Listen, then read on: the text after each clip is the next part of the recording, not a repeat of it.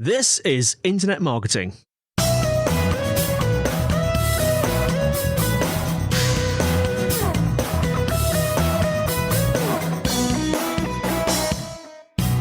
Hello and welcome to the Internet Marketing Podcast brought to you by Site Visibility.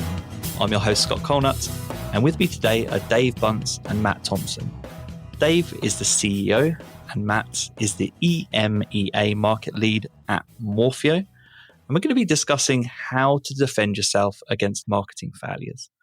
So a quick heads up for our listeners in that this might sound a little bit like a sponsored episode today, and that's because I'm a big fan of what I've been seeing from Morphio. If you've been listening to the podcast a lot, you'll know that I am a software fan. I'm always experimenting with new software and tools that can either make my life easier, more enjoyable as a marketer, help me do a better job, and give me peace of mind. And Morphio seems to be doing all of those things for me and has become a mainstay in my personal marketing stack, really. And so I was really excited. I was introduced to Dave and Matt recently, and we started to have a walkthrough of Morphio, and I learned a little bit more about their history and their plans, and I thought they'd make great guests for the episode. So welcome to the podcast, Dave and Matt. Thanks very much, Scott. Could you just expand a little bit on that intro and describe your respective roles at Morphio and any personal goals or company mission statements that help with the context of what Morphio is all about? So my role with Morphio is actually relatively recent and is sort of a direct response to people like yourself, Scott, in the UK and others in Europe and further afield, sort of latching onto the product and liking what they see. So the response has been to invest in this market in the form of me. I come from a digital marketing background myself. I worked alongside Dave at an agency out in Canada for the best part of 5 or so years. I came up through the ranks of digital marketing, being platform monkey myself, and all the way through to heading up a 15-man team before deciding to join the dark side and go to client services. And so the opportunity and the option to link back up with Dave and with the Morphio team was a bit of a no-brainer, to be honest. I obviously used a number of tools during my time as a digital marketer. The option to sort of be a part of something new and something exciting, something that I knew from the people that were involved was going to be truly oriented around trying to fix problems was something I had to jump at. Morphio specific sort of focus on kind of expanding beyond just being a digital marketing performance tool and into workflow is something that really speaks to my professional interest. So that's why I'm here today. That's wonderful. And yourself, Dave? Yeah, so my background is an interesting one. It started out actually in public accounting and finance. And then I realized that marketing numbers were way more interesting than finance numbers and accounting numbers. But what really led me into this role was leaving public accounting. I joined the agency that Matt alluded to run finance and operations there. And what I saw in the agency space was a ton of creative people really good at what they did, but didn't know how to work efficiently, effectively in terms of flow and getting the right information at the right times. And that really led us down the Morphio path. And we'll tell more about that later. But for me, that's the kind of background I come from. Personal note, couple of young kids, which makes entrepreneurship very interesting on the home front. And I am work from home right now, so you never know who's going to interrupt when. But definitely a great intro into the agency space that I had through running finance and operations there. I also had a stint as covering HR on mat leave, and I don't think I'll tell any of those stories today. I don't think I'm allowed to, but some interesting stuff happens in the agency space, as I'm sure people know. Brilliant. So I guess just expanding on those intros, if I've understood this correctly, Matt, you've been at Morphio a short while, but Dave, you've been a part of the growth story related to Morphio a little bit longer. Is that correct? Correct. So what happened with Morphio, really interesting, was we started building it in about 2015 within the agency, and it's been evolving over time. It's been many different things. But the whole notion was, how do we create a way to get ahead of manual mistakes, and how can we find them faster, and how can we find opportunities for our clients faster? And that's what led to Morphio. So it started within our own agency. We built it up over 4 or 5 years within the agency. And then we actually sold it, the agency that is, about a year and a half ago, to focus solely on Morphio. So the product itself over time has evolved internally over 5 years. And we've been in the market for a year and a half. And I was part of the team that rolled the technology out of the agency, raised our capital, and have been part of the go-to-market strategy ever since. I guess continuing on from there, Dave, just in your role as CEO, what kind of responsibilities do you have at Morphio? Yeah, what key role do you play in the growth of Morphio, and have you done so far?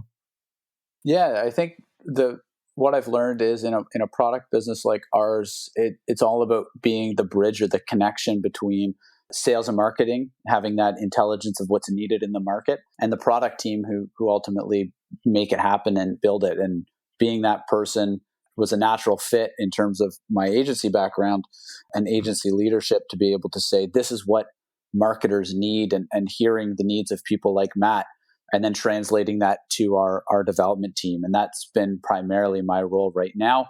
We are a small knit team, so you wear many hats when you're scaling and growing. But that's really been my focal point, is how do we take the needs in the market and make a product that's going to meet those needs? Yeah, it's really interesting because I didn't mention it in the intro there, but you can tell when software products are designed by the people that they're intended for. And so what I mean by that is that using Morphio, I remember seeing some phrasing, maybe it's on the website or during my research, and it says, Morphio was built by marketers for marketers, or something to that effect.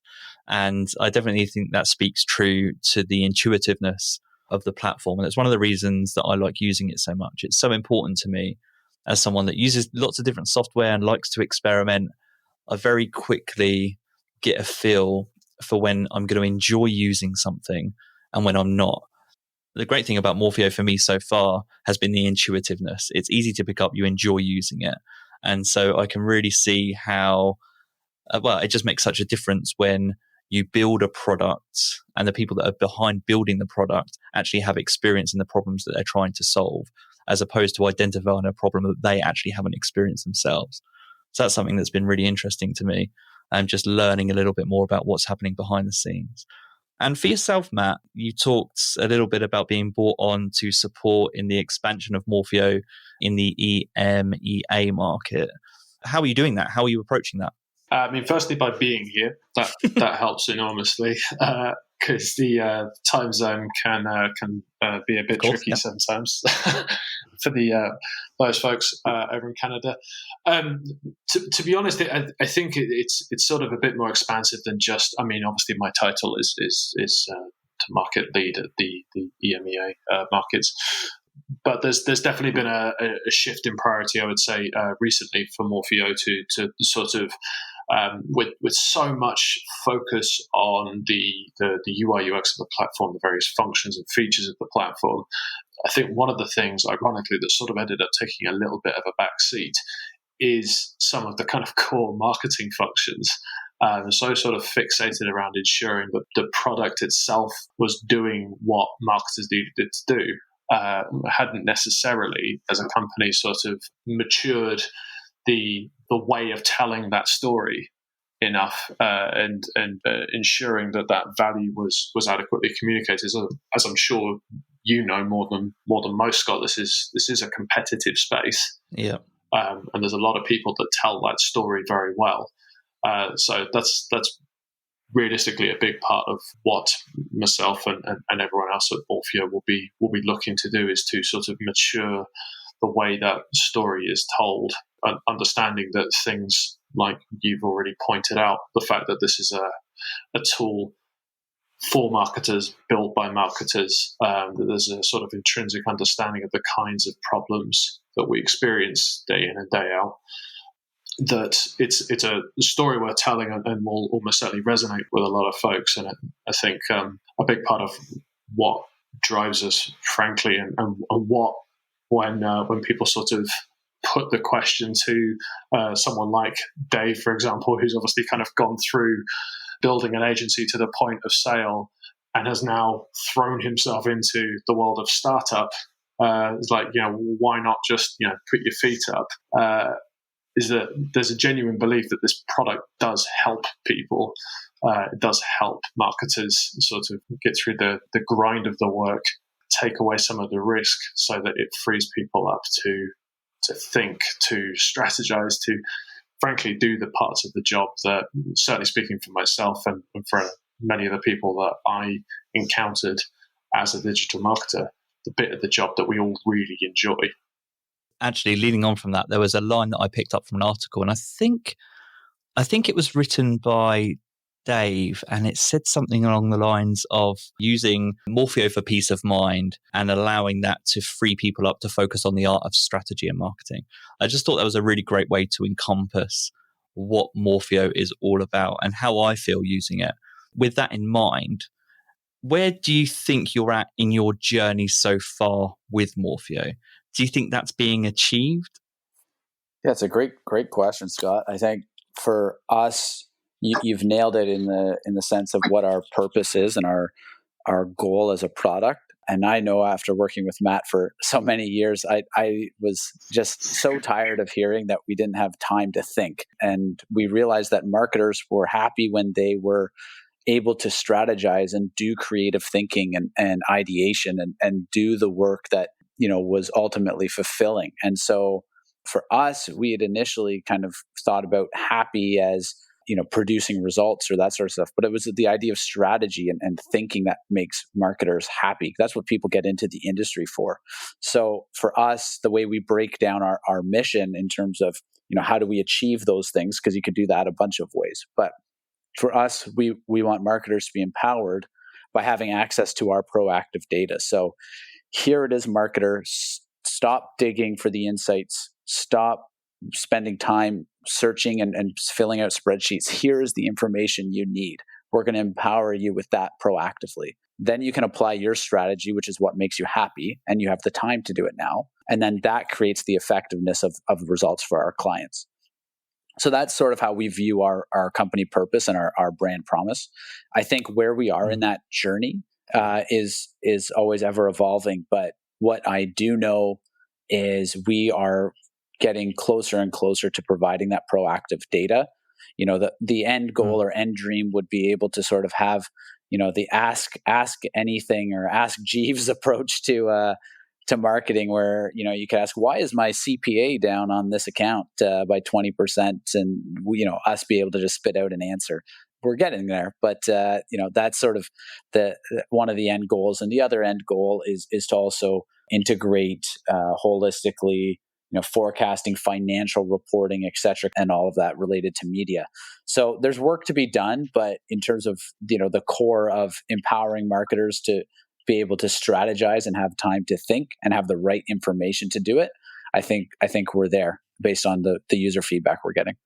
I think it would be sort of a bit remiss of us to sort of say that we're leading this journey. I think this is a journey that digital marketers as an industry have been on for a while. It's the constant battle of this industry is, from a purely agency perspective, the balance between servicing enough clients for the agency to be viable as a business, but then also having the time to truly apply the value that working with an agency brings. And as we've articulated in the blog you referenced, Scott, we think that that's truly sort of where agencies apply their value, is at the strategic level, with the sort of a continual arms race between various platforms to heighten algorithms, to automate more and more in terms of the actual point of application, the optimization of digital campaigns.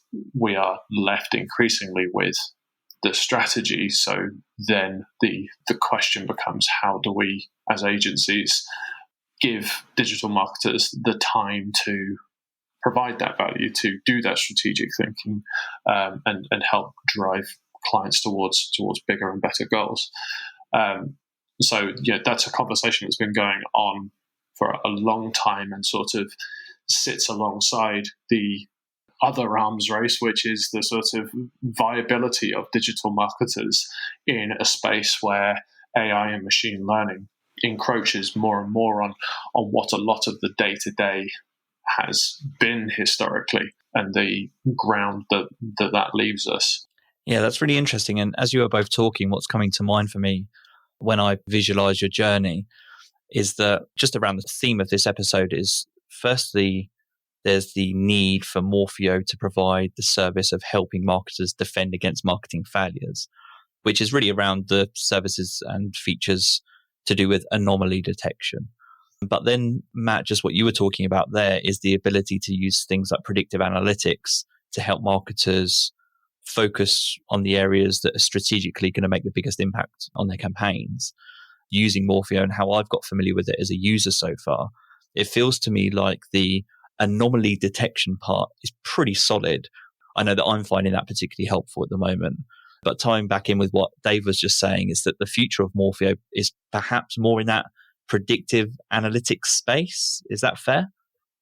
Yes, I think that's fair, Scott. I think we lay it out a few ways. That protection layer, we're pretty much there in terms of anomalies and financial exposure as well, monitoring that ads are running, that there's payment issues aren't occurring, that you've got correct conversion tracking, all of those sorts of common mistakes that we see agencies make, is sort of that base level foundation that we've established. And now the next part that's in progress, as you've identified, is really how do we continue to optimize that spend in a strategic way, and also sort of close that loop of campaign and account management, starting with what are the business goals and objectives, and all the way through to what did you actually achieve. So that's the future, and we have pieces of it. We've got the reporting functionality, the suggestions, etc.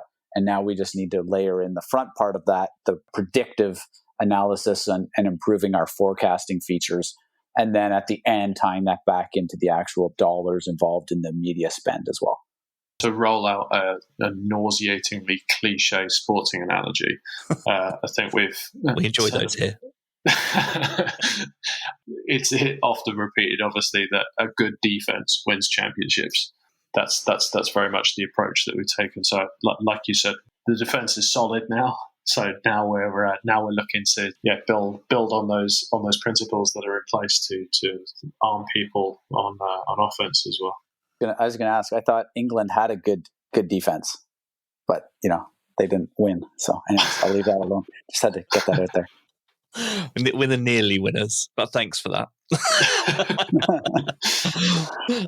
So actually, that is a really nice transition into the marketing failures that were top of mind for you when building and growing Morphio. So I guess in particular for you, Dave, when the idea for Morphio first came to fruition and you were looking at how to build this tool and the features and functionality of Morphio, what were the common scenarios that kept coming up for you that either made you laugh or tear your hair out, where you just knew that marketers were either wasting their time or energy? Mostly the second one, I think it's worth saying. That's right. That's right. Yeah, as Matt said, it was when our agency went from 4 or 5 digital marketers to 10 in a year. And then ultimately, as Matt said, the team, when we sold it, was at about 18 to 20. And really why the common mistakes that we saw led us to Morphio, the tear the hair out examples were simple things like conversion tracking breaking, right? You'd have those stories. We'd launched the campaign and we thought it was going great and all excited about it. And 2 days later, we hadn't seen any conversions come through. And the client would be saying, why aren't I seeing conversions? And, our data isn't showing conversions. And we'd be like, oh, right. This tracking wasn't set up properly, or, we tested it in this use case, but it didn't work in this scenario, or whatever it may have been. So, those sorts of agonizing stories, if you put in all the work and planning and everything to get ready for launching those campaigns or onboarding those clients, and then you find out something as simple as tracking conversions wasn't firing properly in analytics or something like that. And those were the ones that frustrated the team and were so demoralizing, and frankly would jeopardize relationships too, right? Those moments of truth where you'd have to own up to your mistakes, and those are tough conversations. They can be very galvanizing for client relationships, but they can also test them. And that was one I saw. Once we saw it 2 or 3 times, you never want to make the same mistake twice. And so once we did it twice, we said, okay, we got to figure out a way to do this in a more automated way. That was one. The time spent on reporting was another one where, you'd see these great reports that the team would be producing and spending hours on in terms of customization and insights and, a wonderful slide deck. And you'd get into the reporting meetings and the client would just say, well, my revenue's down. So I don't care how many clicks you got. I don't care how many people visited my site. My revenue's down. And I thought of all the hours the team had spent putting together those reports. And when it boiled down to something so simple for the client, that was another one where I just saw so much inefficiency in terms of how we were managing reporting. So hence Morphio's sort of, simplified reporting approach. And then the other one that hit home for me was financial, obviously having to be the one signing checks and managing budgets. And it didn't happen often. By my math, our team was 99% accurate on media spending and changes. But, one mistake can cost you $10,000, $15,000, right? Adding an extra zero to a daily budget by accident. That happened once, and that cost us $10,000 in a client. And those were the mistakes that were just so painful. And it was those little manual things that were so infuriating for the team because they'd done all the work, they were doing the right things, and a little manual mistake cost us so much. And after having to write 1 or 2 of those media spend mistake checks, us and the agency owners said, never again.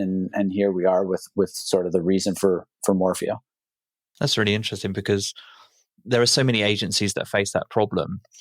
And to then decide to essentially build a SaaS solution to help solve that problem is quite a bold move.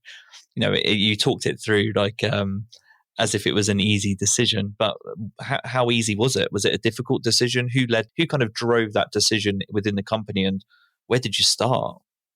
Yeah, great question. So our background is interesting in that Arcane is the name of the agency. Arcane was founded by 2 individuals, Eric and John. Eric being heavier on the accounts relationship side, and John, however, came from a development background. So he was a dev, building sites and all of that in the early 2000s, and then obviously founded Arcane. So we always had a dev team. We always had a component of in our DNA, we have technology in our DNA. And then essentially, we're founded in 2015, Morphio, that is, by Eric and John and PhD in machine learning, Dr. Nima Mirbakish is his name.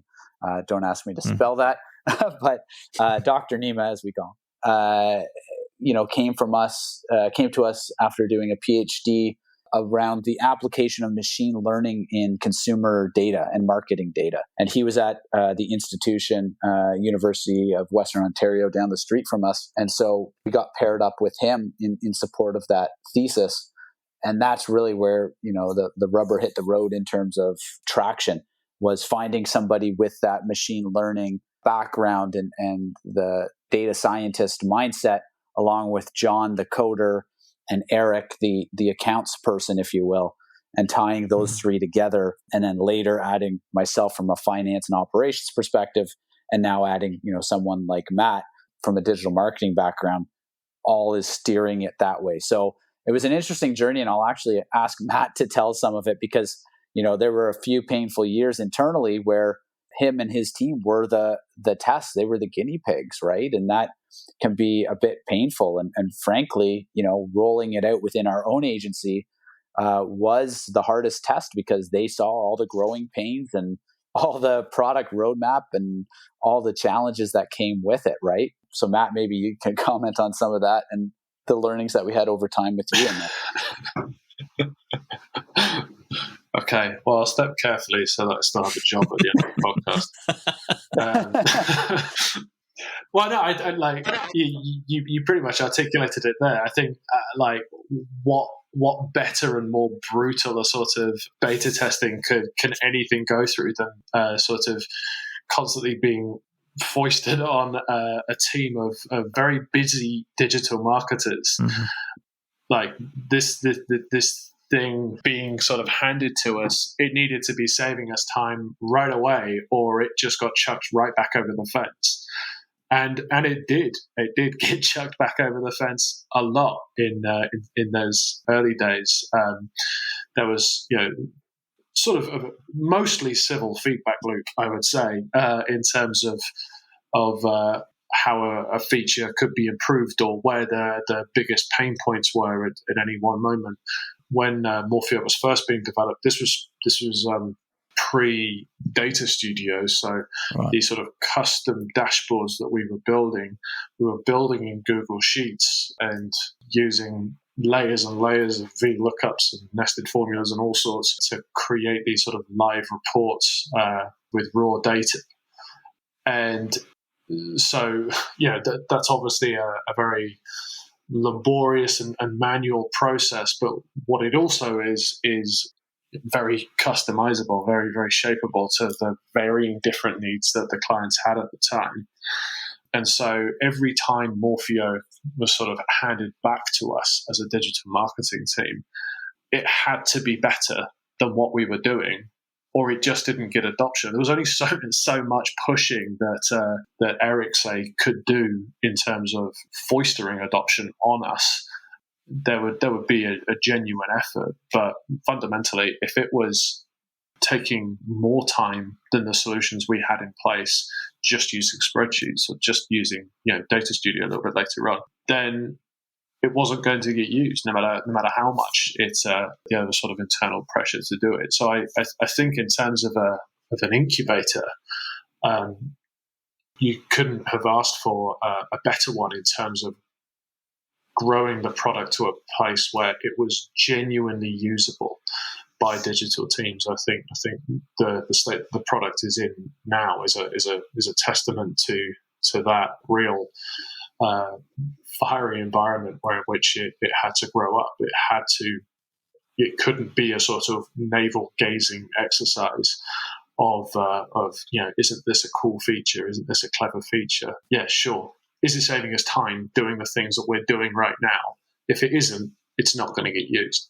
And so, as a result, when we have conversations with agencies like yourself, Scott, the point of application, the workflows, all of those things, those were adopted and adapted into the product because they had a team of 15 plus digital marketers telling them exactly what was wrong with it every single time it came over and wasn't doing the job perfectly. Mm-hmm. At the moment, I feel like Morphio is more orientated towards paid media channels. I know there is SEO functionality in there, but as you've described to me in a meeting last week, your intention isn't to be like a full SEO suite like something like Moz, though you do have features that support SEO professionals in there. So was there, going back to, I guess the origin story as you were building this out, was the intent always to focus on paid? Were there any other features, functionalities, or channels that you thought you were going to launch with when you started out building Morphio that just ended up not making the cut? Absolutely. Yes, is the short answer. We initially started out with the idea of being more like a web optimization tool and also more of an SEO tool as well. And the thinking was, even with the name Morphio, the idea was to be able to morph your website to convert better using the full digital ecosystem to inform that sort of, that content, that imagery, more like a CRO type tool. And what you see in Morphio as you get into it along the way, we definitely dropped some pieces, we kept some pieces. At one point, it was a development platform, and we were building client websites on it because the whole notion was we had the dev platform, and then we had the content and sort of SEO and paid side of it, and we were looking to push those optimizations directly through the dev platform. And then, this whole thing called WordPress, took off, and there's way more sites being built on WordPress, and we just didn't bother going down that path for that reason. There was just enough competition in the space. And so what stayed was some of the SEO features, as you mentioned, Scott. So, we are not meant to be SEO only tool. But, there's a great tool, for example, in Morphio called the SEO rank tracker. And it is constantly scraping competitors and your own site to understand changes and the impact on rankings from an organic perspective. And that's a very unique feature, because at one point we were trying to reverse engineer Google's search algorithm. So, that was a big undertaking. But what led us to the paid side of it was ultimately going back to the financial exposure and understanding the return on investment of the tool. And as I said, writing a couple of those checks for, media mistakes, or looking at the traffic that we were directing to landing pages that may have had a 404 error or something like that. Those types of issues cost the clients real dollars, cost us, goodwill with them. And ultimately that's where we followed the money, literally, in this case.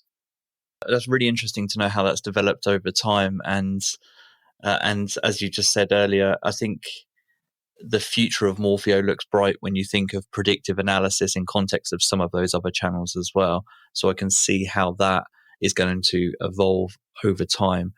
I've mentioned peace of mind in the intro earlier, and you've actually touched on there of some of the things that you wanted to launch Morphio with. So some of the marketing failures that you wanted to defend against.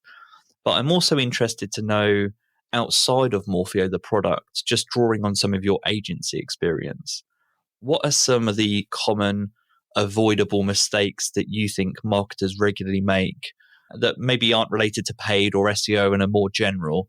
Do you have anything that comes to mind that you just think, I hate it when that happens? I think maybe I'll address sort of specifically digital marketers still, because this is a sort of an easy tie back into the platform, and I appreciate you sort of asking a broad question here, but I do think that it's an issue that I haven't seen solved that well in my experience of various agencies, and that is the sort of I suppose the two different things. There's workflow in general, in terms of what each individual digital marketer's day-to-day looks like and how that can still meaningfully feel part of a team. And then alongside that, related to it, is sort of training and onboarding and bringing people in a way that's meaningful, that isn't micromanagey, but also doesn't sort of completely take the stabilizers off, or at least not too early. I think that it's very, very easy to operate in silos in digital marketing. I think it's easy to sort of end up with a team structure that has, one client, one platform, maybe one person, or if you have an agency that sort of runs with more sort of generalists when it comes to digital marketing, then one client, one digital marketer, and not enough is done to break down some of those barriers between people and to get them talking and to get them innovating and sharing ideas and things like that. And I think it's a nature to a certain extent of the work itself, of the platforms themselves. You're logging in as a user and making the optimizations, making those sorts of changes. It is quite a solitary affair, and I think it's on agencies specifically to design workflows and processes that break down some of those silos. Obviously, at the point of the application of the optimization, that still needs to be done in platform. But when we talk about creating time to think, that like if you then have that time, it's a real waste to then just sort of make that a solitary exercise as well. Make that a group session, or partner up with people in order to throw those ideas around, because I'm as guilty of it as anyone. I quite like to take my work away and think about it and come back once I have some sort of fully formulated ideas. but you never get the same level of value. The client certainly never gets the same level of value unless there's a sort of scrutiny applied at a broader level. People coming at it from different perspectives. The more that you can implement those sorts of processes and workflows, the better. Frankly, everything will be, in terms of your employees' experience of the work, but results as well.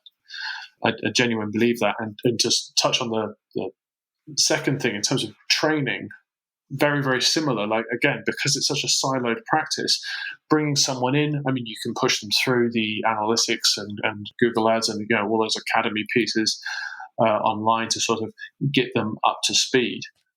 But it's very difficult to then sort of just push them into the platform. Eventually, you have to cut the cord, and they have to be let loose. You don't want to, and often don't have the time to sort of sit with them and be micromanaging everything or scrolling through change logs or whatever. Something like Morphio, obviously you have that there's that peace of mind, that alert, that anomaly based system that means that you can have a certain amount of sort of distance from those people as they're starting to get into the platforms, and know that if anything goes wrong, you're going to know about it before it becomes a problem. And similarly, if you're sort of introducing the sort of workflows and processes that allows Morphio effectively to kind of create this to-do list of items that need completing from a defense perspective, then the team can be more involved and collaborative when it comes to what opportunities they're going to seize on, or just venturing a problem that one of them may be experiencing that then the team gets to sort of throw around and find solutions to. Those sorts of environments, I think, absolutely key to young and new digital marketers' development, but also just to everyone's enjoyment of the practice of the industry. And Dave, actually, if there's anything to add, feel free to add it. But I really like a point that Matt made there, tying it back to creating room to think.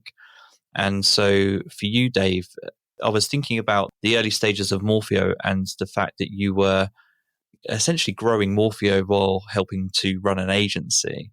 And so you need to create time to think in order to grow that as a product. So is there anything that you can speak to that helped you create room for you and your team, that thinking time? What did you put in place? And was it software based or culture based? Anything that comes to mind? Yes, it was structurally first and foremost what we did. So interesting story there. At least I find it interesting in terms of how we did it. So Eric, our co-founder of Morphio and the agency as well, actually handed over the leadership reins to myself and our CEO, the Arcane CEO, Lindsay, to specifically become the leader of the Morphio product, if you will. So 3 years ago, Morphio was in its infancy and it hadn't gained a lot of traction and momentum. And that's because, as Matt said, there was enough other challenges and clients onboarding and growth and exciting opportunities to pursue that Morphio was on the back burner, and we weren't giving it the attention it needed in order to become, fully baked, if you will. So what happened was Eric said, okay, Dave, Lindsay, you run the agency. I'm going to go over to Morphio here. I'm going to build out a team. We're going to separate it, treat it like its own business with its own reporting, its own team, its own even physical space in the office, Right. Push them basically into a bit of a storage closet, if you will, and said, go build this product over here. But that separation was so important because it created a separation of stakeholders. And it was confusing and a little bit awkward at times, but it ultimately worked because it created a feedback loop and a disconnect between the people building it and the people using it. And I, as a leader of the agency at the time, and Matt, as a leader of the agency at the time, were able to, in a disconnected way, go to Eric and the product team at Morphio and say, we need this, or this part isn't working, go build that. And it created a separation and it created more objectivity in the build. So that's how we handled it. And it worked ultimately. And then, as we've had different people come into the product, As I said, it started with EMEA. He put a very machine learning base into it with the anomalies and such. Then Eric came along and gave it sort of its user interface, user experience side of it. And then now it's myself and Matt leading it from more of a process and finance angle. Leading on from what you were just saying, I'd like to close on a little bit more about some of the lessons that you've learned in growing Morphio and really your inspiration as you've been growing Morphio. And one of the things I mentioned very early on in the intro of the podcast is that the intuitiveness, the user experience in using Morphio is something that I really enjoy. And I'd spotted in the badges in the footer of your site, the badges from G2 Crowd for the easiest setup and best estimated ROI that you achieved in spring 2021. So firstly, congratulations for that. It's always good to receive recognition from third parties. But what really stood out to me as I was looking at that is that, to get this right, you must have, I imagine, done a lot of research perhaps and spent a lot of time and attention on UX, UI, and just learning more about how to create enjoyable products. So on that note, where have you taken your inspiration? Are there other software products that either you use or you've taken inspiration from when building Morphio? We'll go to Matt on that one first. I think he's the key user, if you will, or the key. He's seen all the softwares. I think on the agency side, I could probably count a couple of dozen that we tried in varying ways. So Matt, you're the super user of all this stuff. So what do you think? I think Scott, if you're asking that from a sort of kind of guiding principle standpoint, it sounds like maybe you are. Yeah. I think it just sort of comes down to fundamentally, these platforms that we work in are our tools. We are in them 8 hours a day, and I forget who it was. As someone once articulated, I remember it being spoken. They were speaking specifically about the difference, at least at the time, between Apple products and sort of Microsoft OS laptops, and speaking about the importance of just whatever it is that you're using feeling nice to use.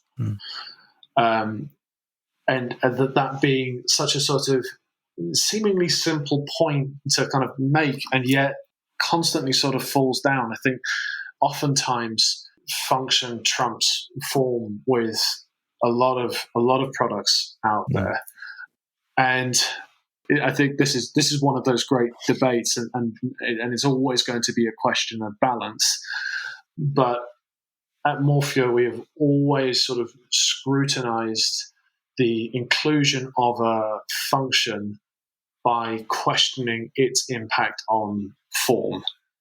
What kind of a lift in terms of the user experience from this as a product output? What is that lift going to be, and is it worth the potential impact that will have on the form, the actual usability of the product? And sometimes we more to function, and sometimes we more to form. But I think one of the key things is that conversation is always being had. It's not, we're not just throwing tables and tables and tables of information in there, although we could, and at times that is requested. The conversation is always one of trying to examine that balance, so that obviously we want to provide as much data and the things that empower the people in the platform as much as we can. But fundamentally, the platform has to be nice to use. It has to be functional and be an enjoyable place to be, because otherwise people just won't go there. And that's not always necessary. Morphio obviously is a very beautiful platform. I'm definitely biased there, but others have commented the same. It is very beautiful, but it sort of extends much beyond that. Like I remember the moment where Google Ads shifted over to its current interface, and I still haven't forgiven them. There's still parts of that interface that I feel is crowbarring in function for the sake of it being there, or prioritizing form in the wrong way, prioritizing form in terms of it sort of just having a sort of greater brand presence or something like that, as opposed to just being nice and usable and a good place to be with, Google, if you're listening, reasonable load times between screens, things like that. So anyway, I think, as a guiding principle, the debate around form versus function is one that's constantly being had and constantly being scrutinized at Morphio. So it's never far from the table. How about yourself, Dave? Any other software platforms or any points of inspiration for you that are helping you to grow Morphio? Yeah, a few. In terms of software inspirations, one tool that I know at the agency gained great traction was a good example, Sprout Social. Complementary to us, not competing, but a good sort of guide for us in the way that it integrates into an agency, that the way it collaborates and connects clients and agencies as well is something that we want to continue to strive for. And also, again, like Matt said, it's a product that has positioned itself as one that you can get started on, that you can use relatively intuitively, and have the right supports in place as well as you go through the onboarding process. So that one for us, I know it was a great example just on the agency side that was pretty seamless in terms of use and functionality that we look towards.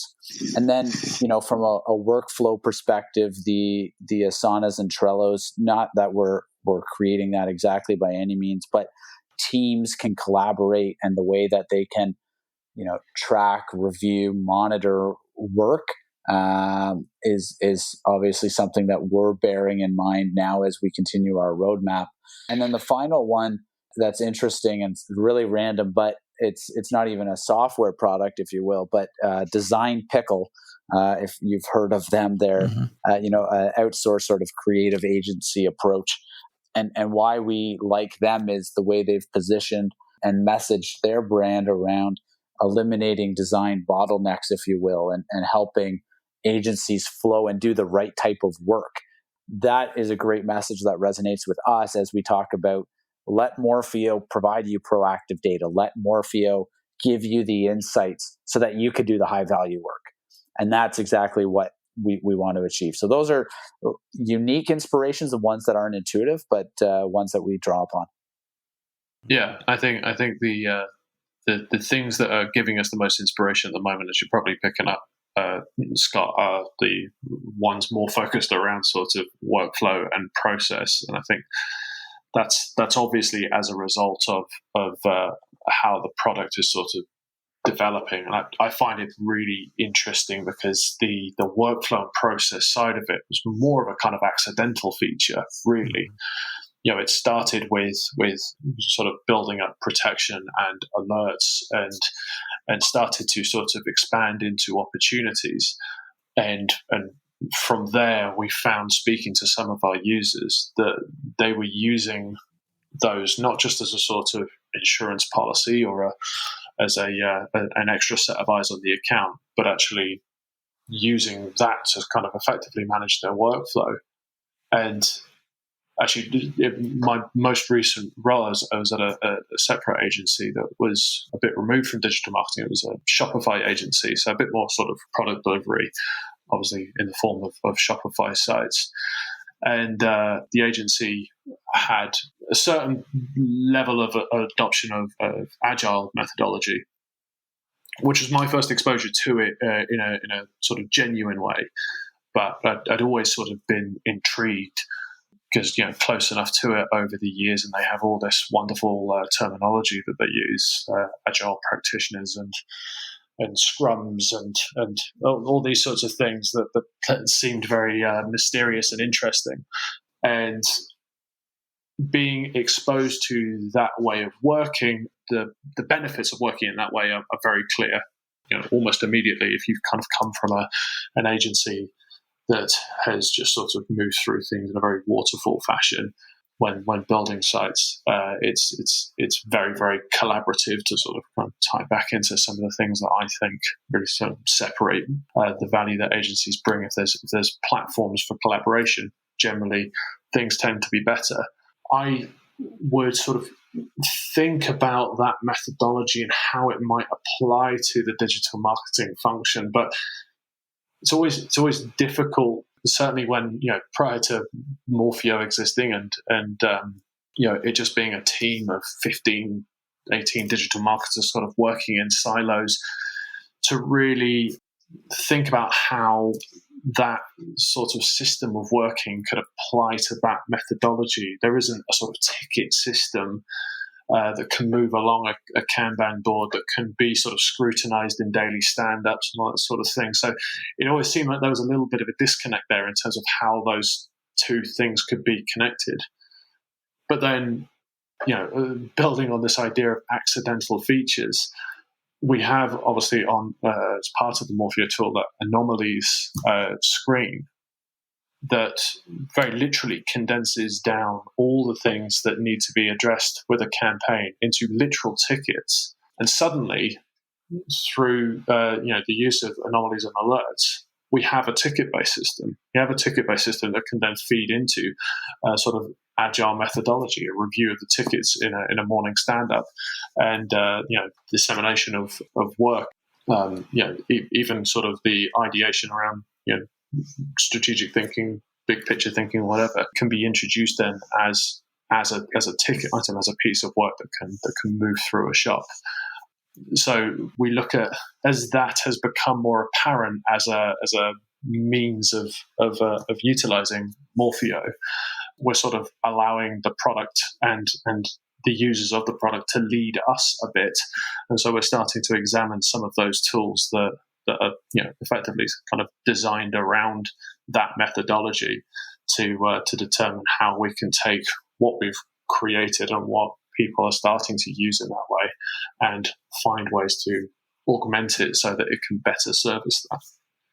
That's really interesting. It leads to just my final question for you both, is that it ties in with that a little bit. So you've talked there a lot about services that you're either inspired by or you've been using, but I wanted to close on understanding a little bit more about how you defend yourself against, it could be marketing failures, operation failures, finance failures, the processes, the tools, or the systems that you have in place at Morphio that give you peace of mind. Is there anything that comes top of mind for you that you say, I'm so glad we have that in place? Yeah, I'll take a first crack at that one. I think a couple of tools that we use in our tech stack is all about integration as well, and getting alerts and notifications pushed to us, not through Morphio, obviously, but in general. So first one I think of is HubSpot. We use as our CRM. From that perspective, having that sort of system for sales and marketing tasking, if you will, the notion of, hey, here's an alert. This deal has been inactive for 15 days. What are you going to do about it? Or, this email drip campaign has been pushed live. And, for me as CEO to know when or how or what messaging is going out and being able to have that understanding is very important. So from a sales and marketing perspective, we have those alerts or sort of tasks being pushed to us through HubSpot, helping us stay on top of that. And then from a product perspective, we have a couple. One is around integrating Slack with our product backend itself to tell us who's using the product, how or when, and if there are key events that happen within the product, we know about it. So, for example, in our Slack channels, we have one that's for when somebody new signs up. So we know, okay, this new user has been added. And we know if it's a user that's attached to a certain account, or if it's a net new user, where they're from, what type of business, and we get this information being pushed to us from an alert perspective, so that Matt, myself, our other market leaders can go in and make the right connections and reach out as needed. Then same thing goes for Stripe integration into Slack. So using Zapier, we have Stripe coming through and pushing updates into Slack for us, such as somebody's added a credit card, somebody has deleted their subscription, somebody has upgraded their subscription. All those alerts and notifications that trigger us to ensure we're providing the right customer success journey are all sort of alerts and ways that we use our technology to help us be informed and work smart in how we manage our relationships with our users. Wonderful. Anything else to add to that, Matt? I mean, that was our entire tech stack, basically. So. a very comprehensive answer. Then, yeah. We obviously utilize Morphio as well. I think it's important that we do because that way we're exposed to the same workflows that our users are exposed to. It is a product design primarily with agencies in mind, given that it came out of an agency. And so, we're just a single brand with a single client, effectively, Dave. But it's still important for us, obviously, to utilize it as a platform so that we can be experiencing the same pain points, the same identifying areas where there are opportunities to augment the platform so that feedback loop isn't just coming from our users, it's also coming from us internally. We're still just digital marketers at the end of the day. Yeah, you've got to practice what you preach, right? Exactly. Brilliant. Thanks so much both for your time today. Before I let you go, do you want to let our listeners know where they can find out more about Morphio, and then you individually, if you want to give out any social media handles, feel free. Maybe starting with you, Dave.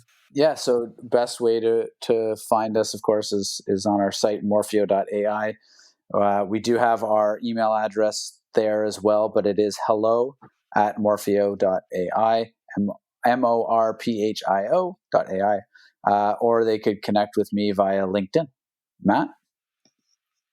Yeah, similarly, they can please do connect with me via LinkedIn. There's not many Matthew Thompsons in the world. Should be able to find me. Right? and you can follow Morphio. And you can follow Morphio on LinkedIn as well. That's where we post weekly thought leadership content as well. For our listeners, everything that we've discussed today will be in the show notes. I'd encourage you to check out Morphio. As I said at the beginning, this isn't a sponsored episode, but if I stumble across a tool, a service, a book, a resource, and I'm particularly inspired by it, then I want to bring it on the podcast and share it with you. And I found that in Morphio. I'm looking forward. I think the future's bright for you both and for Morphio. And so thanks again for spending time with me today, and take care.